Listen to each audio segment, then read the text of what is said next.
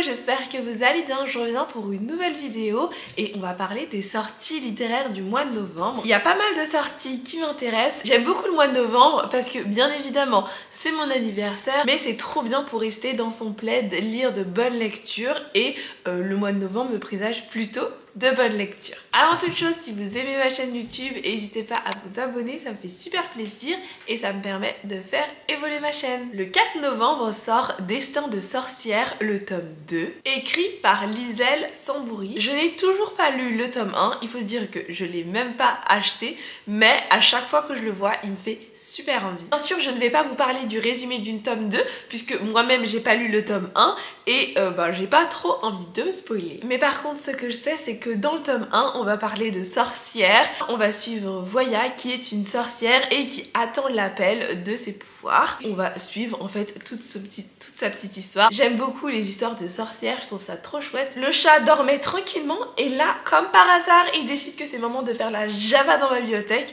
et il ne fait vraiment aucun effort.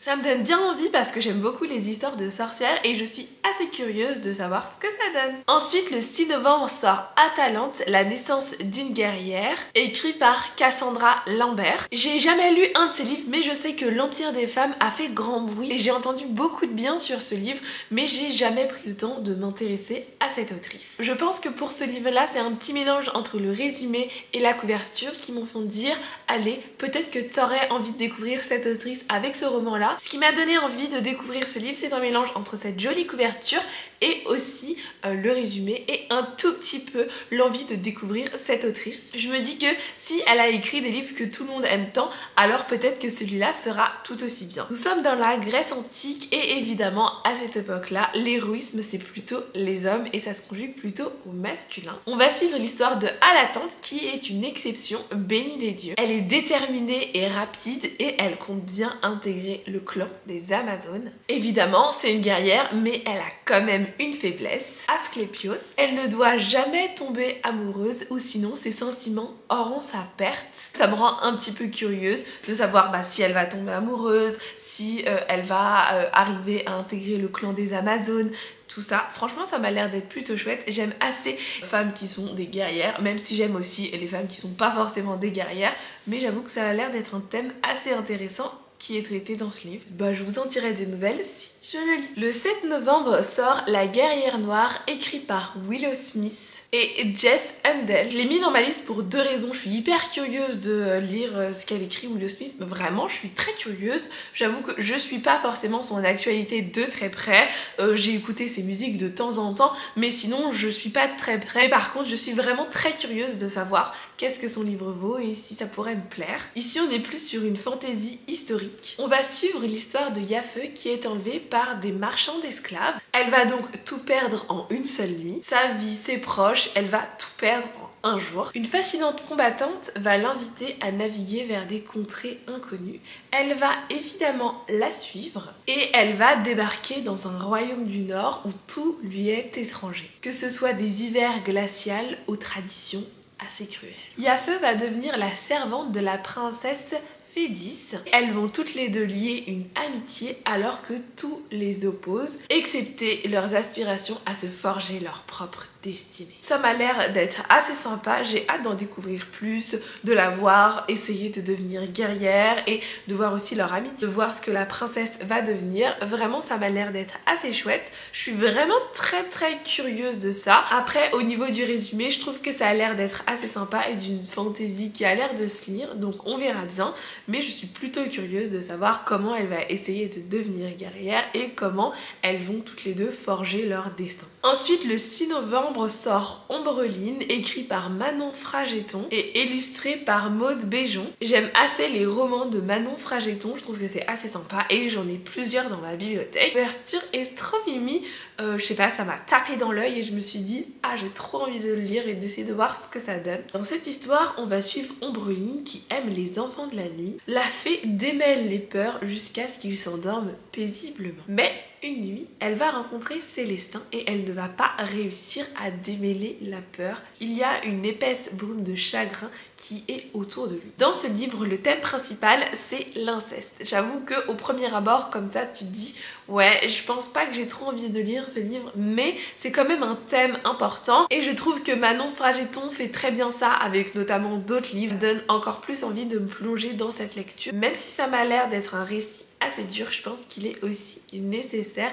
et je suis pas certaine d'avoir eu beaucoup de livres qui parlent de ce sujet-là. Ensuite, le 7 novembre sort Nous, écrit par Christelle Dabos. Je suis pas forcément fan de Christelle Dabos. D'ailleurs, j'avais lu le premier tome de La Passe Miroir, je l'avais emprunté à la bibliothèque et j'ai trouvé ça un peu long à commencer, plat. À la fin du premier tome, ça commençait enfin à se développer. J'ai jamais lu la suite parce que ça m'a pas vraiment plu. Mais par contre, là, c'est plus sur une dystopie et ça m'intéresse un peu plus. On verra bien si j'accroche avec cette histoire ou si c'est comme La Passe Miroir et j'accroche pas. Dans cette histoire, tout le monde a un instinct mais aussi tout le monde est parfait. On va suivre l'histoire du jeune Goliath qui est un protecteur fracassé. Il sauve des vies surtout parce que son objectif c'est de devenir saint. On va également suivre l'histoire de Claire qui cache derrière son instinct de confidente un secret qui pourrait faire vaciller tout le système. Ça m'a l'air d'être une dystopie assez chouette. J'avoue que j'aime beaucoup les dystopies et c'est vraiment un gros mood chez moi, même si j'en ai pas trouvé énormément que j'aime au point de Hunger Games. En tout cas, j'ai hâte de savoir comment le système va voler en éclats et qu'est-ce qui va se passer. Je me demande du coup à quoi correspondent les statues, à quoi leur sert leur instinct et tout. Enfin vraiment, ça m'a l'air d'être assez chouette dans un monde que je connais pas. Donc j'ai hâte de pouvoir découvrir ça. J'espère que j'aimerais beaucoup plus que La Passe Miroir. Le 8 novembre sort le cycle de Néméas, le tome 1, L'éveil du lion, écrit par Lakis. C'est le premier roman écrit par l'autrice. Dans cette histoire, on va suivre deux reines dans deux royaumes différents que tout oppose. Avant, elles étaient tout l'une pour l'autre, mais maintenant, terminé. La reine Aena est prête à mettre tout le continent à feu, à sang et à massacrer tout le monde pour se venger de la reine Oberyn. Absolument rien ne pourra se mettre sur son passage pour l'empêcher de se venger. Mais ce n'est pas l'avis de Léandre qui est prête à tout pour éviter que cette guerre n'éclate. Ce qu'elles ignorent, c'est qu'elles ne sont pas les seules à jouer leur destin, c'est aussi les dieux qui tirent les ficelles depuis les constellations. Ça m'a l'air d'être trop chouette, franchement.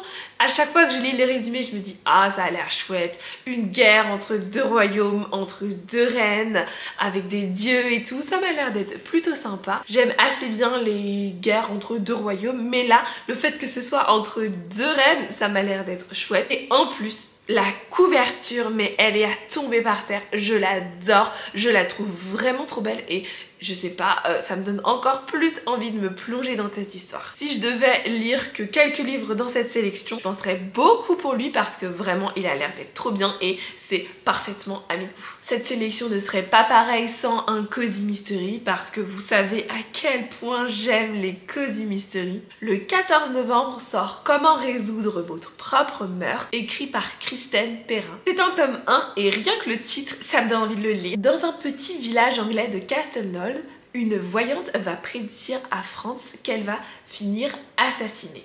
Évidemment, elle va être terrifiée par cette nouvelle, qui ne le serait pas en vrai. Elle va du coup, pendant 60 ans, tenter d'échapper à son triste destin.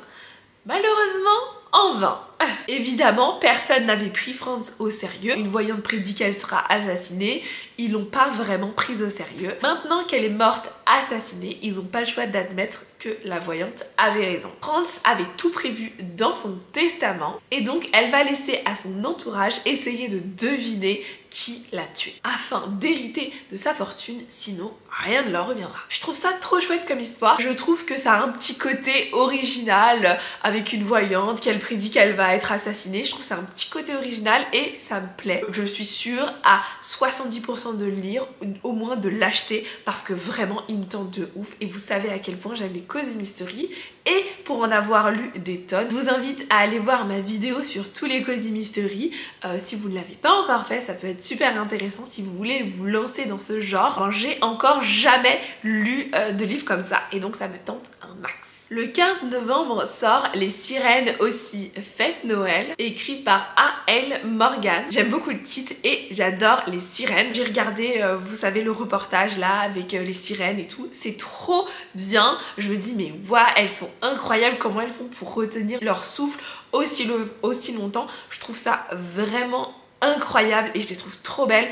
Bref, j'adore les sirènes. Et donc évidemment dans cette histoire, comme le titre l'indique, on va parler de sirènes. C'est la panique à l'école, le spectacle tant attendu par l'école va être annulé. La maîtresse d'école Gwen n'a aucune solution et ne sait pas quoi faire. Heureusement pour elle, Joanne, son collègue, a une sœur. Elle s'appelle Holly et c'est une professionnelle du mermaiding et elle prépare justement avec sa troupe un spectacle féerique pour les fêtes. Mais il n'est pas très satisfait de cette solution parce qu'il pense que sa sœur Holly et Gwen pourraient peut-être un peu trop bien s'entendre. Et ça lui plaît pas forcément. Ça m'a l'air d'être assez chouette avec des sirènes, une romance lesbienne, les fêtes de Noël. Ça m'a l'air d'être super sympa. C'est assez propice à cette période de l'année puisque de toute façon les fêtes de Noël approchent. Même si je trouve que pour moi c'est un peu tôt pour lire des romances de Noël ou regarder des trucs de Noël. Après, chacun son truc, mais pour moi Noël c'est jamais avant mon anniversaire et donc c'est jamais avant le 1er décembre parce qu'avant c'est mon anniversaire. Je commence peut-être un peu à y penser à partir de décembre, mais sinon jamais de Noël avant ça. Et ça m'a l'air d'être une romance assez mignonne et j'espère qu'on parlera beaucoup des sirènes parce que j'adore. Ensuite, le 30 novembre sort The Book Detective, le tome 1, La Bibliothèque Rouge, écrit par Caroline Vermeil. Dans cette histoire, on va suivre Easton Everly. C'est un expert en livres anciens, mais il a aussi été accusé d'un meurtre qu'il n'a pas commis. Ça a aussi été un ex-trafiquant d'antiquités, bref, il a un lourd passé. Il a été repenti par nécessité à devenir un détective. Dans les bibliothèques historiques de Rome, les meurtres se multiplient, mais aussi certains manuscrits disparaissent. C'est lui qu'on va appeler afin qu'il essaye de résoudre ce mystère.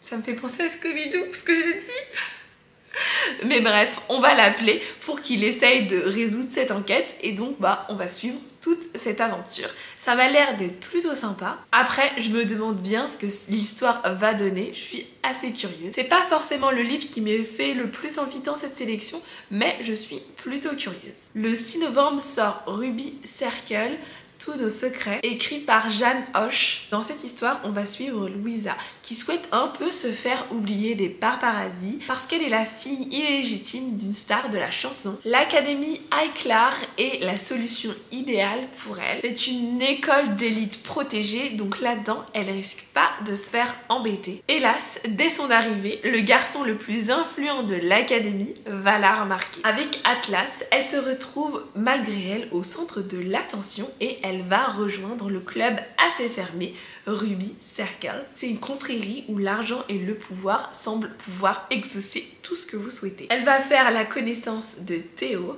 qui l'intrigue assez. Il est assez énigmatique et garde ses distances. Louisa devine qu'il a des blessures et ça l'intrigue énormément. Cependant, absolument tout le monde la met en garde de se méfier de Théo, mais surtout de ses secrets.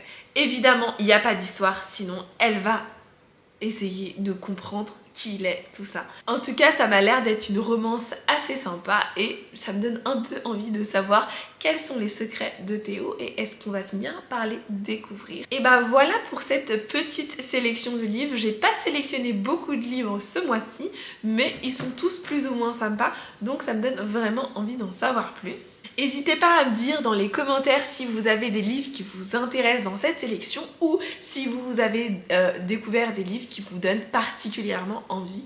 N'hésitez pas à faire grossir ma pile à lire, ça me fait toujours plaisir. Merci beaucoup d'avoir regardé cette vidéo, n'hésitez pas à liker, partager et à me laisser un petit commentaire. Je vous remercie d'avoir regardé cette vidéo et je vous fais des bisous.